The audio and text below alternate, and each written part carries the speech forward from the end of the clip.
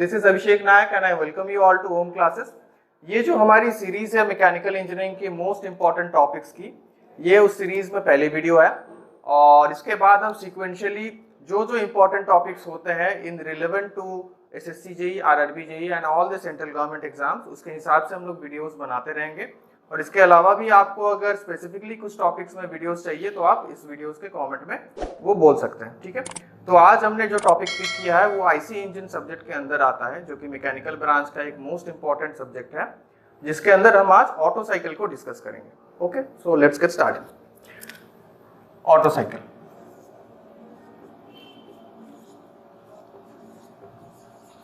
देखिए auto cycle जो है IC engine that is internal combustion engine के अंदर एक एयर स्टैंडर्ड साइकिल है, ठीक है। एयर स्टैंडर्ड साइकिल मतलब ये एयर स्टैंडर्ड जो प्रिंसिपल्स होते हैं, जो अजम्पशंस होते हैं, उनको फॉलो करके ये चलेगी। And another name is constant volume cycle. Constant volume cycle, इसको कांस्टेंट वॉल्यूम साइकिल क्यों बोला जाता है वो हम थोड़ी देर में जानेंगे। एंड ये ऑटो साइकिल जो होती है वो पेट्रोल इंजन या गैसोलीन इंजन की मेन ऑपरेटिंग साइकिल होती है।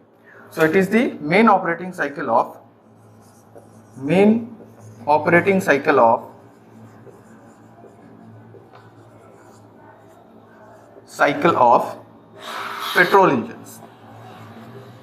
Petrol engines. तो किसी भी साइकिल को समझने के लिए सबसे पहला जो स्टेप होता है, हम उसके डायग्राम को देखेंगे। एंड जानते हैं हम थर्मोडायनेमिक्स के लॉज के हिसाब से दो डायग्राम्स हमारे लिए बहुत इंपॉर्टेंट होती है, एक है पीवी डायग्राम, एक है टीएस डायग्राम। तो इंडिविजुअली हम पीवी एंड टीएस डायग्राम्स को बनाएंगे एंड उसके बाद हम उनके पैरामीटर्स, टेम्परेचर्स, प्रेशर्स एंड कैसे ऑटो साइकिल की एफिशिएंसी निकलती है वो हम देखने वाले हैं, ठीक है। पहले हम पीवी डायग्राम बनाते हैं। पीवी डायग्राम, हम जानते हैं ऑटो साइकिल के अंदर 4 प्रोसेसेस होती हैं। उन 4 प्रोसेसेस को हम इंडिविजुअली पीवी डायग्राम में ड्रॉ करेंगे। फर्स्ट होती है हमारी 1 to 2, जो हम दिखाएंगे वो होगी reversible adiabatic compression। And PV diagram में it will something look like this. 1 to 2 हम जानते हैं किसी प्रोसेस को रिप्रेजेंट करने के लिए एरो दिखाना मस्ट है। Without the arrow the process is invalid. So this is reversible adiabatic process represented by PV to the power gamma। PV to the power gamma equals to constant, ठीक है। And इसी compression work के through actually हम engines को power या work input दे रहे होते हैं। So this is nothing but the work input. Alright, the next process is 2 to 3 constant volume heat addition. Constant volume heat addition and constant volume heat addition अगर हम PV diagram के ऊपर दिखाएं तो this is the volume axis. The constant volume heat addition will be this 2 to 3 constant volume heat addition. And इसी reason की वजह से जो कांस्टेंट वॉल्यूम साइकिल है ऑटो साइकिल को इसीलिए कांस्टेंट वॉल्यूम साइकिल बोला जाता है, बिकॉज जो हीट एडिशन हम करते हैं ऑटो साइकिल के अंदर वो कांस्टेंट वॉल्यूम प्रोसेस के थ्रू करते हैं। So this is the heat supplied, we will write like this, Q subscript में S। Alright, after that the third process is 3 to 4 reversible adiabatic expansion। And इसी के through हम लोग जो engine से पावर आउटपुट आता है उस आउटपुट को लेते हैं, work output, and this is heat supplied or heat input। Okay, so 3 to 4 I will draw like this, 3 to 4 arrowhead। Okay, so this is where I am getting the work output and this is where I am providing the work to the system। Okay. So next process is 4-to-1 and the cycle closes by this process, which is constant volume heat rejection. Constant volume heat rejection. And by this process we are rejecting the heat from the system. ठीक है. So this will be again a vertical line, 4-to-1 arrowhead. All right. Heat rejection. So इस cycle की मदद से हम क्या समझते हैं? This is also an adiabatic process. I will write the equation of the adiabatic equation. This is also a adiabatic process. तो इस साइकिल की मदद से हम लोग क्या जानते हैं? इस साइकिल की मदद से हम लोग ये समझ पाते हैं कि एक ऑटो साइकिल के अंदर हम कितना अमाउंट ऑफ हीट दे रहे हैं, किस प्रोसेस के थ्रू दे रहे हैं और कैसे हमको वर्क आउटपुट मिल रहा है। इधर आप एक चीज नोटिस करेंगे कि ऑटो साइकिल के अंदर जो वर्क ट्रांसफर है वो दो प्रोसेस के थ्रू हो रही है। एक है 1 to 2 work input and 3 to 4 work output. So work transfer is taking place in through two processes. And जो heat transfer है वो हो रहा है 2 process के थ्रू। एक है 2 to 3 एंड दूसरा है 4 to 1। अब आप बोल सकते हैं सर इसको स्पेसिफाई करने की क्या जरूरत है? हर साइकिल में ऐसा ही तो होना चाहिए। 4 साइकिल हैं, 4 प्रोसेस है एक साइकिल में। एक में हम लोग वर्क इनपुट देते हैं, दूसरे में हम लोग वर्क आउटपुट लेते हैं, एक में हीट ऐड करते हैं, एक में हीट रिजेक्ट करते हैं। पर इसको अगर आप डिटेल स्टडी करो पीवी डायग्राम को, जो पिस्टन सिलेंडर अरेंजमेंट की कॉम्प्रेशन और एक्सपेंशन की स्टेट्स होती है उसको एनालाइज करो तो आप देखोगे कि डीजल साइकिल के अंदर वर्क जो ट्रांसफर होता है वो 2 स्टेजेस में होता है। हो सकता है वो एक ही प्रोसेस के थ्रू हो रहा हो पर वो 2 स्टेजेस में वर्क को ट्रांसफर करता है। हीट ट्रांसफर 2 स्टेजेस में होती है, तो ऐसा कोई जरूरी नहीं कि 2 ही सिर्फ प्रोसेस के थ्रू हमारा वर्क ट्रांसफर हो, इससे अलग भी हो सकता है, वो हम डीजल साइकिल में डिस्कस करेंगे। तो for now this is true.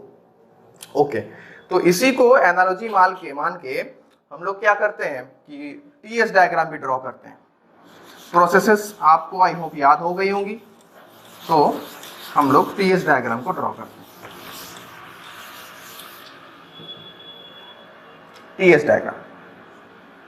TS diagram जो है अगर हम रफली इसको ड्रॉ करें तो it will look like just a mirror image of the PV diagram. Mirror image of the PV diagram, and this is temperature axis, this is temperature axis,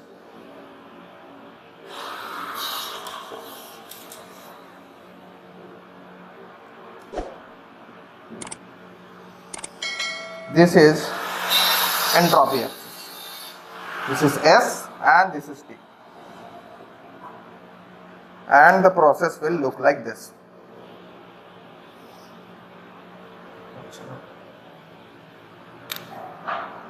And the process will look like this.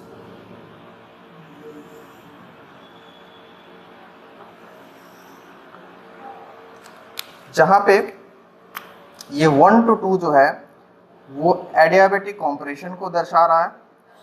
1 to 2 PV to the power gamma constant, 2 to 3 heat supplied,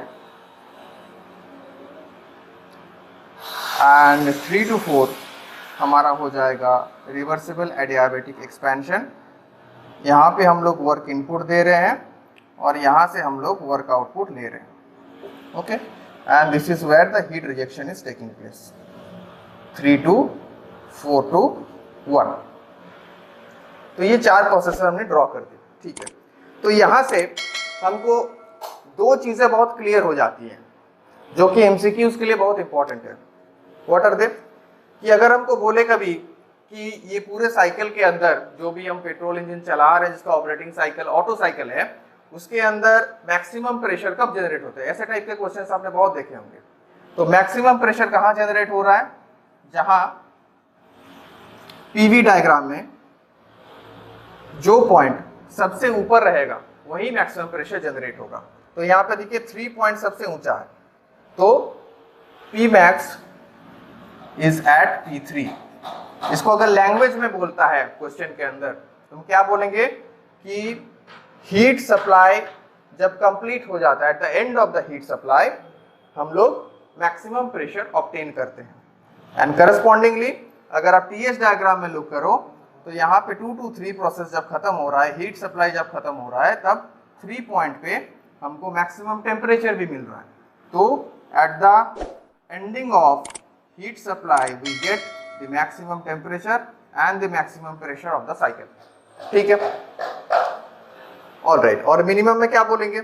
minimum के अंदर देखो सबसे नीचे का जो point होगा that is 1 for this case, and सबसे नीचे का पॉइंट TS डायग्राम में 1 फॉर दिस केस। यहाँ पे हमको मैक्सिमम प्रेशर और मैक्सिमम टेम्परेचर रिस्पेक्टिवली मिल रहा है। ठीक है, तो मैक्सिमम प्रेशर और sorry minimum pressure and minimum temperature. So minimum pressure P1 and temperature minimum हमको मिल रहा है P1 और T1 में। इसको लैंग्वेज में भी पूछ सकता है, तो ये मैंने आपको बता दिया। और भी 2-4 पॉइंट्स होती हैं जो आप जब कंप्रेसर पढ़ोगे, कंप्रेसर के अंदर सेम मैकेनिक्स को यूज करके ही हम लोग रेसिप्रोकेटिंग कंप्रेसर, रेसिप्रोकेटिंग इंजन्स को डील करते हैं। तो वहां पे एक छोटा सा डिफरेंस होगा, वहां मैं आपको बता दूंगा। ठीक है, okay. So diagrams are complete. तो हमने डायग्राम्स देख लिया है। अब हम लोग क्या करेंगे, TDC और BDC जो आप जानते हैं, top dead centre and bottom dead centre of the engine, उसके रिस्पेक्ट में साइकिल को कैसे एनालाइज करें वो हम देखते हैं। ठीक है, क्योंकि इसके बिना आपको क्लियरेंस वॉल्यूम और स्वेप्ट वॉल्यूम का कॉन्सेप्ट क्लियर नहीं होगा। इसके साथ हम लोग देख रहे हैं, अगर हमारे पास एक PV डायग्राम है, ऊपर हम लोग जो PV डायग्राम बनाते हैं वो बनाएंगे, एंड इसके साथ 1 2 3 4 इसके साथ साथ नीचे हम लोग एक सिलेंडर और पिस्टन अरेंजमेंट बनाएंगे। तो फिर आपको समझ में आएगा कि प्रोसेस कैसे आगे बढ़ रहा है और उसके हिसाब से कैसे मेरी पिस्टन की मूवमेंट हो रही है। तो I will draw 2 different lines.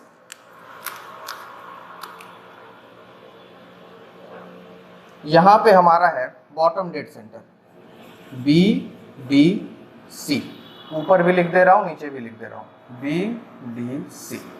और यहां पे हमारा है top dead centre TDC। This is TDC। तो होता क्या है, जैसे इंजन स्टार्ट होने से पहले हमारी पिस्टन रहती है बॉटम डेड सेंटर में बिल्कुल नीचे। ये मेरा है ऊपर वाला हाथ टॉप डेड सेंटर। तो जब भी कंप्रेशन से हम स्टार्ट कर रहे हैं साइकिल को, first process is reversible adiabatic compression. तो कंप्रेशन के टाइम पे piston bottom dead centre to top dead centre की तरफ जाने की कोशिश करता है, एंड यही प्रोसेस 1 to 2 में दिखाया गया।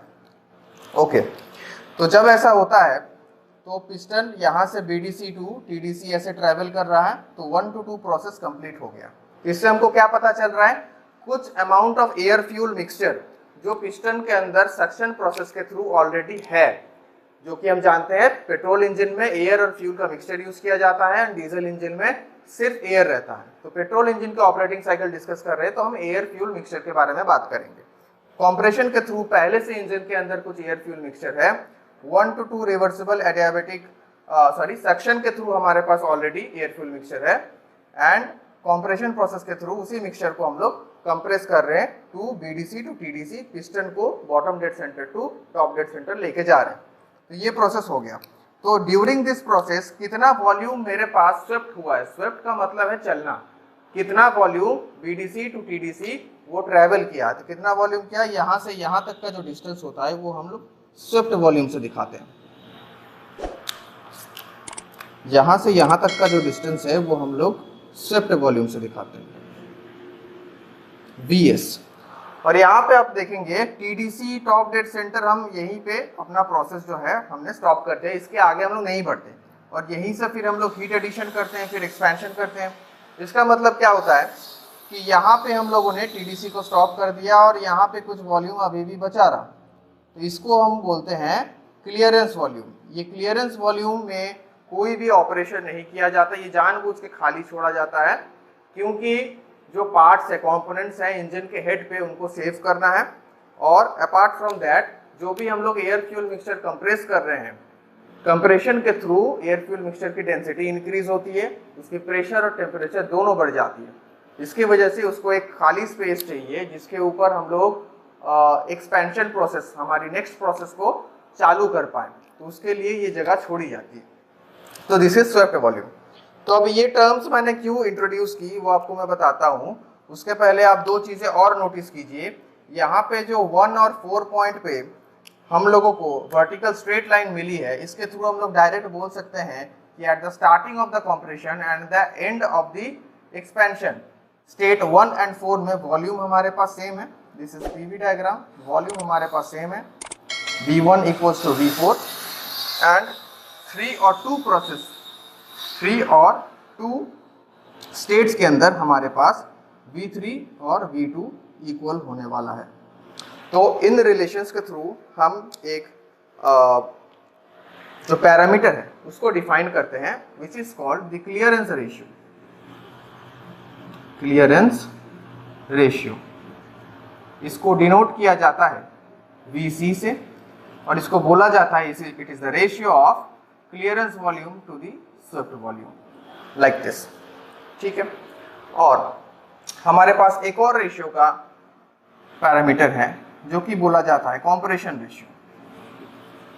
कॉम्प्रेशन रेशियो जिसको दिखाया जाता है R से, और इसको बोला जाता है it is the ratio of volume before compression divided by the volume after compression. तो वॉल्यूम बिफोर कंप्रेशन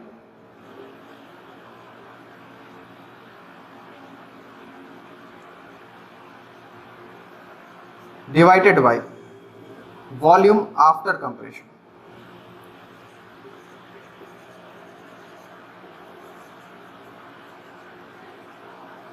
तो वॉल्यूम बिफोर कंप्रेशन हमारे पास क्या था?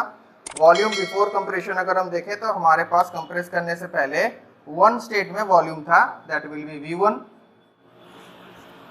And after compression that is state 2 V2। और अगर हम गौर से देखें V1 के अंदर, अगर हम एनालाइज करें, ये स्टेट है V1, V1 के अंदर हमारे पास कितनी वॉल्यूम अवेलेबल है? यहाँ पे मैं V1 प्रोजेक्ट कर देता हूँ। हमारे पास कितने वॉल्यूम अवेलेबल है? Swift volume plus clearance volume, Swift volume plus clearance volume, Swift volume plus clearance volume. And V2 हमारे पास कितना अवेलेबल है? क्लियरेंस वॉल्यूम, सिर्फ ये वाला स्टेट है V2, सिर्फ क्लियरेंस वॉल्यूम हमारे पास अवेलेबल है V2। तो दिस इज ओनली VC। तो इससे हमको जो इक्वेशन मिलती है वो क्या मिलती है? So it will be 1 plus VS by VC, और VS बाई VC को हमने क्या लिखा है? हमने क्लियरेंस रेशियो को लिखा है VC बाई VS, तो इसका उल्टा हो जाएगा VS बाई VC। तो इसको लिख सकते हैं हम 1 plus 1 by clearance volume. So this becomes the formula. This becomes the formula of compression ratio. इसको हमको याद रखना है। बहुत सारे न्यूमेरिकल्स में ये फॉर्मूला डायरेक्टली काम आता, जहाँ पे आपको या तो V1 V2 दे के रखेगा या तो VS VC दे के रखेगा, उसके हेल्प से आपको कॉम्प्रेशन रेशियो को फाइंड आउट करना है। यहाँ पे क्लियरेंस रेशियो मैंने लिखा था, तो यहाँ पे RC होना चाहिए। ठीक है, यहाँ पे RC होना चाहिए। तो RC के मदद से आप R that is compression ratio find out कर सकते हैं। तो इस वीडियो के लिए हम इतना ही रखते हैं। इसके बाद के पार्ट्स अगर आप चाहते हैं तो आप कमेंट कर सकते हैं। इसके बाद बहुत सारे पार्ट होते हैं, ये ऑलमोस्ट 30 और 40% ऑफ द ऑटो साइकिल है। इसके बाद हम लोग मीन इफेक्टिव प्रेशर पढ़ते हैं, जो एफिशिएंसी हम निकालते हैं वो निकालना पड़ेगा। उस एफिशिएंसी की चेंज पैरामीटर्स के ऊपर कैसे डिपेंड करती है वो देखना पड़ता है। एंड लास्टली हम यही कहना चाहेंगे कि आपको पसंद आता है तो आप इसको शेयर कर सकते हैं, लाइक करें और चैनल को सब्सक्राइब कर ले, क्योंकि मैकेनिकल सीरीज के अंदर ये वीडियोस अब आएंगी एंड मैं कुछ शॉर्ट्स भी दूंगा जिसके अंदर हम न्यूमेरिकल को कैसे क्विकली सॉल्व किया जाता है वो हम डिस्कस करेंगे। क्योंकि क्या होता है कि एग्जाम के अंदर अगर आप सब जानना चाहेंगे तो आपका एग्जाम कभी निकलेगा नहीं।